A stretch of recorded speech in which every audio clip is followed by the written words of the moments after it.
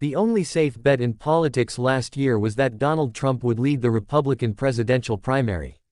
Subscribe my channel for more update.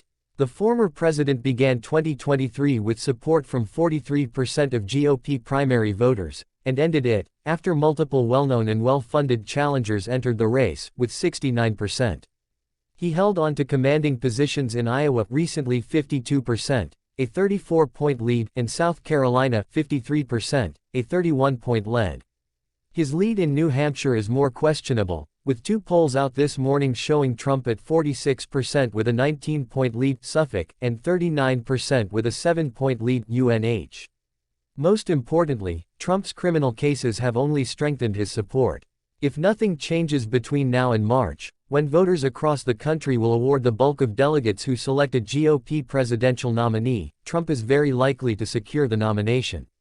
Three people could potentially stand in the way of that outcome: Nikki Haley, Ron DeSantis, and Trump himself. To make this race competitive, each of these candidates has to make the kind of news that will get primary voters to look up and rethink their choice. For Haley and DeSantis, that means delivering a very strong performance in an early state. They switch places in these rankings, but both remain far behind Trump because of the difficulty in pulling that off. For Trump, it's the even less likely prospect of offending his supporters or dropping out of the race. No votes have been cast. Any of these scenarios could still happen.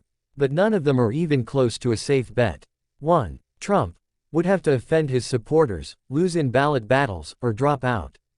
Trump's big polling leads only tell half the story. The former president has a sophisticated turnout operation.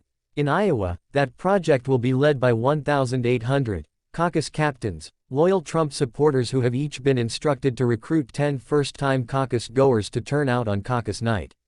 He continues to lead the field in small dollar donations, a key indicator of grassroots enthusiasm. Trump has also been endorsed by over 100 sitting U.S. House members and 19 U.S. senators, adding up to nearly half of all Republicans in Congress. All of these factors make a Trump nomination the most likely outcome. Trump has been the first-place frontrunner in the power rankings since they began in August, and he stays there in this edition. For Trump to lose that status on his own, he would either have to deeply offend his supporters, or drop out of the race. The 45th president's base has been standing by him for 9 years, so, deeply offend would have to be something that makes them doubt whether Trump respects them, or involve a personal scandal with smoking gun evidence. As one voter told a reporter at an Iowa rally last year, it would have to be a video of Trump punting a baby for him not to be my guy. Trump is fighting to stay on the primary and general election ballots in Colorado and Maine, after 14th Amendment challenges in those states succeeded at the state level. Last week, the Supreme Court agreed to take up the case. A loss there, which would make it impossible for Trump to win in 2024, turns this race on its head. Alternatively, Trump could drop out of the primary. That is least likely of all. While the former president is in a powerful position, keep in mind the possibility that he will underperform relative to polling. For all the effort that the campaign is putting in to engage his most enthusiastic supporters, his lead is so big that it could depress turnout. That's something the former president has acknowledged himself, telling supporters in Iowa last month, "Don't sit home and say, 'I think we'll take it easy, crazy things can happen.'" 2. Haley must win. New Hampshire. Haley has made modest polling gains and has deep-pocketed donors in her corner, but she must prove that she is seriously competitive with Trump before Super Tuesday. Her only chance to that is with a clear victory in New Hampshire. We knew going into this race that the Republican Party has three camps. The pro-Trump base, 37%. Persuadable voters, who like Trump, but are open to someone else, 37%. And non-Trump voters, 25%.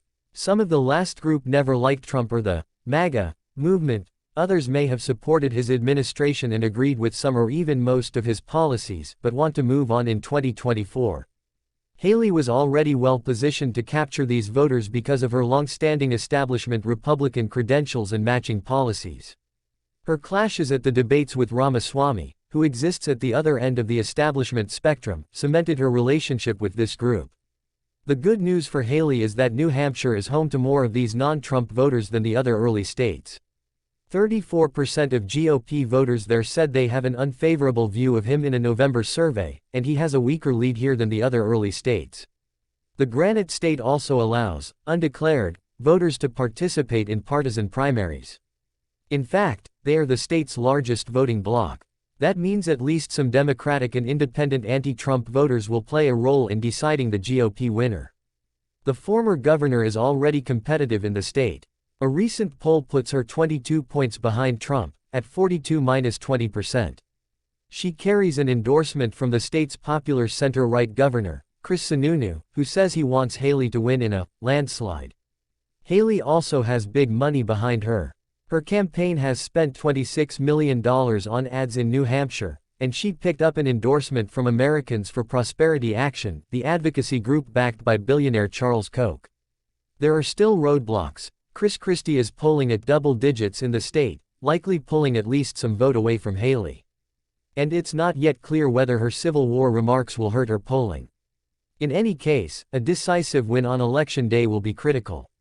It's the only result that will get voters in the rest of the country to reconsider her candidacy. Even then, persuading those voters to leave Trump is a steep mountain to climb. Remember, the average primary voter in New Hampshire looks different to voters in other states.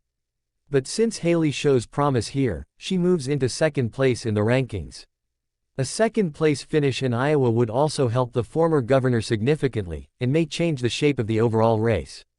3. DeSantis must seriously outperform expectations in Iowa. Trump has a dominant lead in Iowa, where voters are more representative of the overall GOP base. If DeSantis can deliver a strong performance against the former president, that will be enough to prove he is a contender. But since DeSantis has put most of his resources into the state, it's now do or die. If he doesn't seriously outperform his caucus polling on caucus night, the campaign is over. DeSantis' strategy has been to peel away the pro-Trump base and persuadable voters. As his campaign has showed, that is hard to accomplish when the former president is also in the race. He kicked off his campaign to court the MAGA vote by railing against woke politics, but that strategy fizzled once Trump said he didn't like that term, or know how to define it. More recently, he has been running to the right of the former president on social issues, and telling voters that he's the pragmatic choice. Running as a more conservative alternative has delivered some wins for DeSantis. He picked up the endorsement of its current governor Kim Reynolds, who has been a surrogate for him all over the state.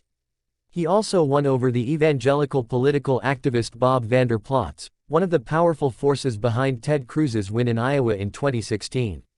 And DeSantis has a powerful ground operation helping him. Never Back Down, the super PAC supporting his campaign, says it's knocked on more than 878,000 doors in Iowa, more than any other campaign has disclosed. Still, the Florida governor has stalled in the high teens in Iowa polls. Most recently, he received 18% support in a Fox Business survey, putting him at a distant second behind Trump's 52%. That came after DeSantis completed a 99-county tour of the Hawkeye state. He needs to surprise voters with a vote share on caucus night that is at least in the neighborhood of Trump's to change the narrative. Meanwhile, DeSantis is suffering from a decline in his national polling and questions about the long-term financial health of his campaign. He moves to third place in these rankings. 4. Christie and Ramaswamy must widen their lanes. Chris Christie and Vivek Ramaswamy are diametrically opposed candidates with the same electoral strategy: find a niche lane in the primary and own it. Christie is in the anti-Trump lane. Some Republican voters have always opposed Trump and the MAGA movement. Others, including Christie himself, are former supporters who are now outraged at his rhetoric and conduct, particularly leading up to January 6. In New Hampshire, where Christie has spent nearly all his resources, the former governor is in third place with 14%. If that holds, it would be enough to pick up some delegates on January 23. Ramaswamy occupies the MAGA plus lane. As the former biotech entrepreneur told Fox's Sandra Smith last year, Ramaswamy thinks he can take the America First agenda even further than Donald Trump did. Given Trump's popularity, it is unsurprising that there is room for a candidate who wants to take his ideology further. At the same time, Trump is in this race, so the strategy has a low ceiling. Ramaswamy has blitzed Iowa in the last few months, and polls at 7% in the latest Fox Business survey. Both candidates need to widen their lanes to shake up the overall race. Neither has shown yet that they can do so. For now, since Christie's polling in New Hampshire is better on average than Ramaswamy's polling is in Iowa, the two candidates swap places to 4th and 5th in these rankings.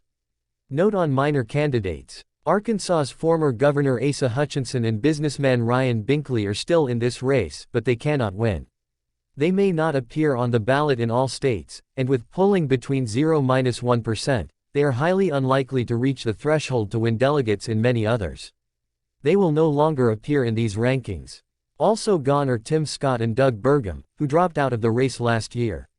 Counting down to the caucuses. Voters will award the first delegates for the Republican nomination next Monday, when the Iowa caucuses take place. Special coverage begins on Fox News this Saturday, with Cavuto live in Iowa.